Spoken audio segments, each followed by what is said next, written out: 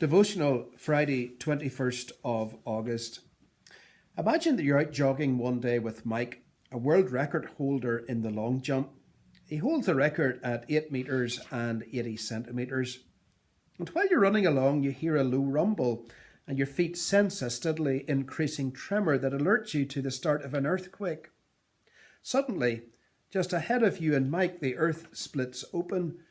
You both come to a stop to discover that you're isolated on a small sliver of earth, separated from safety by a deep crevasse that is about 9 metres wide.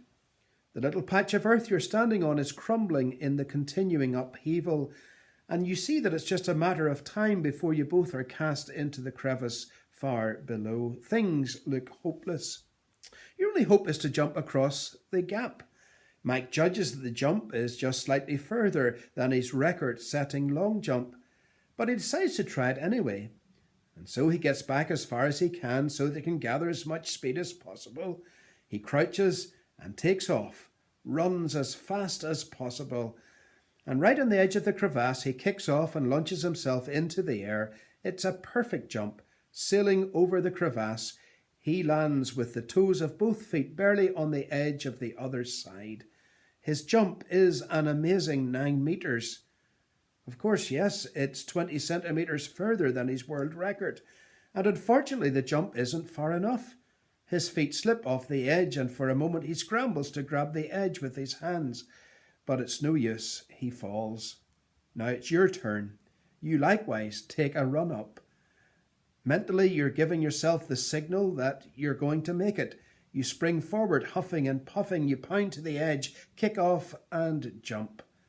And of course, you make it no further than halfway across. You see, it didn't matter that Mike nearly got to the other side with a perfect world record long jump. It simply wasn't far enough. Judged by its final outcome, Mike's jump was no better than yours. Both of you failed. And getting to the heaven side of eternal life works much the same way. It doesn't matter how good you live, how many church services you attend, or how much better you are than other people. You can't save yourself. The best people in the world can't save themselves, for all have sinned and fall short, as Romans 3:23 reminds us. No one is good enough on his or her own. And that is why Jesus came. He's the only one who ever lived a perfect life.